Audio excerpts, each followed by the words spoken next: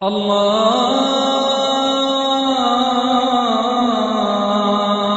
আকবার, আল্লাহু আকবার, আল্লাহু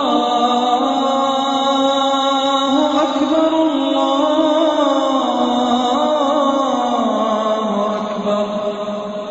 যে এমন কোনো গুনাহ বা পাপ কাজ কি আছে যেখানে আল্লাহ আমাদের তওবা কবুল করবেন না? যদি আল্লাহ সুবহানাহু ওয়া তাআলার ক্ষমাশীলতা আর দয়ার কথা বলেন, পবিত্র কোরআনে যতগুলো সূরা আছে তার একটা বাদে প্রত্যেকটা সূরার শুরুতে আছে বিসমিল্লাহির রহমানির রহিম, দয়াময় পরম দয়ালু আল্লাহর নামে শুরু করছি। প্রত্যেকটা সূরা, শুধুমাত্র সূরা তওবা অধ্যায় নম্বর 9 বাদে।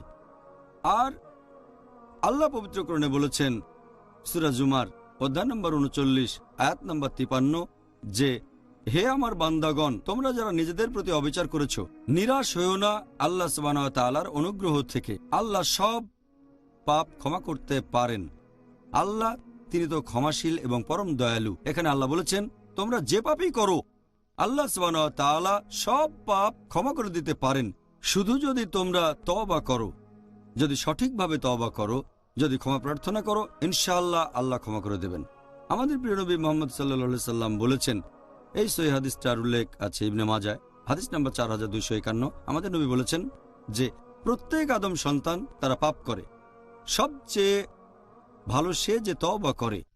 পাপ করার পরে যদি তওবা করেন আপনি সবচেয়ে ভালো। তওবা করা খুবই গুরুত্বপূর্ণ।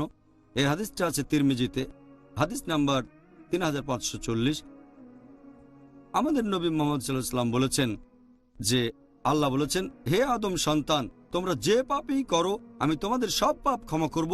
যদি তোমাদের পাপ আকাশের মেঘ পর্যন্ত পৌঁছায় আমি তোমাদের ক্ষমা করব। আমার কাছে দয়া ভিক্ষা করো, আমি ক্ষমা করে দেব। আরেকটা হাদিসের উল্লেখ আছে সহিহ মুসলিমে হাদিস নাম্বার 6246। নবী মুহাম্মদ সাল্লাল্লাহু আলাইহি ওয়াসাল্লাম বলেছেন যে আল্লাহ বলেছেন, যদি তোমরা সারা দিন রাত পাপ করো আর ক্ষমা প্রার্থনা করো আমি তোমাদের ক্ষমা করব। আমার কাছে ক্ষমা চাইলে আমি তোমাদের ক্ষমা করব। এটা উল্লেখ আছে সহিহ বুখারীতে খণ্ড নম্বর 8 হাদিস নাম্বার 5999। সে সময় কিছু যুদ্ধবন্দীদের মুক্তি দেওয়া হয়েছিল, বেশিরভাগ ছিল শিশু আর মহিলা। একজন মহিলা তার ছেলের খোঁজ করছে কিন্তু খুঁজে পাচ্ছে না। যখনই সে কোনো বাচ্চাকে দেখে তার নিজের দুধ খাওয়ায়। আরেকটা বাচ্চাকে দেখলো, তাকেও সে দুধ খাওয়ালো। অবশেষে তার নিজের ছেলেকে সে খুঁজে পেল। নবী সাহাবীগণকে প্রশ্ন করলেন যে যদি এই মহিলা দেখে যে তার ছেলে একটা পাপ কাজ করছে, তখন মহিলা কি তার ছেলেকে আগুনে ফেলে দেবে? সাহাবীগণ বললেন না, আল্লাহ তাআলাও তেমনি তার বান্দাদের ভালোবেসে থাকেন। যদিও তারা পাপ করে সেই মহিলার চেয়ে অনেক বেশি ভালোবাসেন।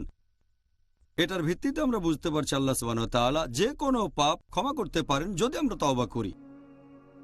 আরেকটা উদ্ধৃতি দিচ্ছি, আল্লাহ পবিত্র কোরআনে বলেছেন সূরা নিসা অধ্যায় 4 আয়াত 48 যে আল্লাহ সুবহানাহু ওয়া তাআলা চাইলে যে কোনো পাপ ক্ষমা করেন, তবে তার সাথে শরীক করাকে কখনোই ক্ষমা করবেন না। এখানে বোঝানো হচ্ছে যদি কেউ শিরক করে আর তওবা করে মৃত্যুর আগে, জীবন শেষ হওয়ার আগে, ইনশাআল্লাহ আল্লাহ শিরকের গুনাহ ক্ষমা করে দেবেন। যদি তওবা করে সরল পথে আসে, যদি এক আল্লাহ তাআলাকে বিশ্বাস করে, তৌহিদে বিশ্বাস করে, এমন ক্ষেত্রে আল্লাহ তাআলা শিরকের গুনাহকেও ক্ষমা করতে পারেন, সবচেয়ে বড় গুনাহ। তবে মুশরিক অবস্থায় মারা গেলে, মারা যাওয়ার পরে এখানে আল্লাহ বলেছেন তিনি শিরকের গুনাহ ক্ষমা করবেন না।